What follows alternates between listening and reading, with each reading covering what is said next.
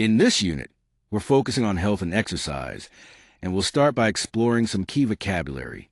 First, we have words like nevertheless, which means in spite of what has just been said, that's important for understanding contrast in conversations. Then there's urge, which is a strong desire to do something, and determination, which is the ability to keep going even when things get tough. Determination is really crucial for maintaining a healthy lifestyle. We also have terms like highlight, meaning to emphasize something important, and bickering, which refers to arguing over unimportant things. Deprivation means lacking something necessary, while persist means to continue existing or trying. You'll also learn flab, which is a soft, loose flesh on your body, and boost, to improve or increase something. Lastly, there's restriction, which is a limiting condition. On the right side, we see words ending with ion and ness.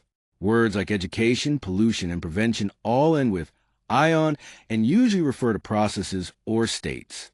Meanwhile, words ending with ness, such as happiness, darkness, and fitness, describe qualities or conditions. Recognizing these endings helps us understand and use these words better in context. Let's take a closer look at the comprehension section, starting with the true, false, or not given statements. For example, it's true that during the holidays people tend to eat and drink more than usual, which often contributes to weight gain. However, it's false that getting too little exercise and eating too much are the only reasons people gain weight.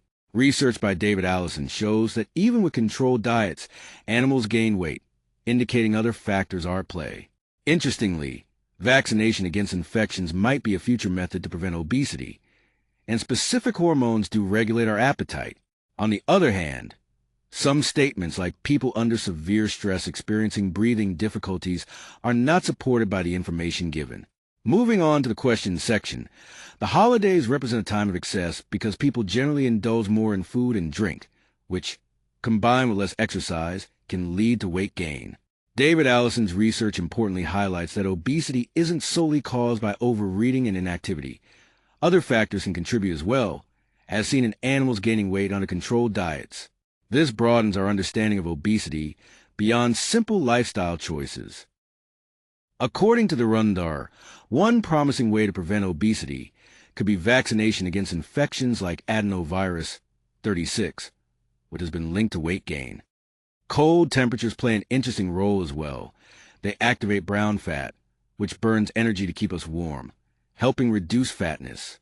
Additionally, saying OM or meditation helps lower stress and cravings for high-calorie foods, supporting weight control.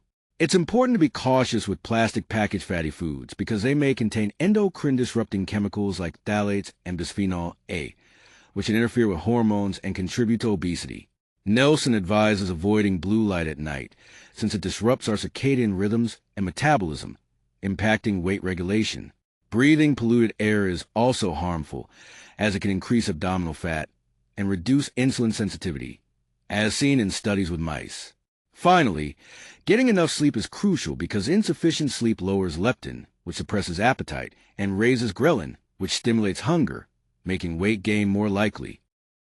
Today, we're focusing on subject-verb agreement, which is crucial for clear and correct communication. First, notice how singular subjects like everyone and the growing population take singular verbs like has and is.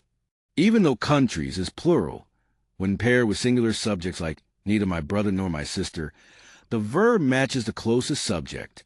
In the sentences about shoes and money, a singular noun like pair takes a singular verb. So we say the pair of shoes is mine, and even with amount of money, we use singular verbs like was worth it.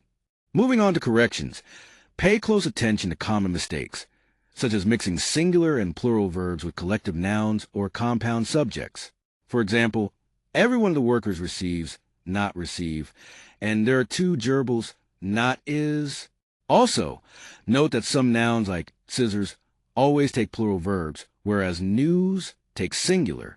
Finally, subjects joined by and are usually plural, so you and your friends are welcome, and phrases like the man with all his children lives, the verb agrees with the main subject, man.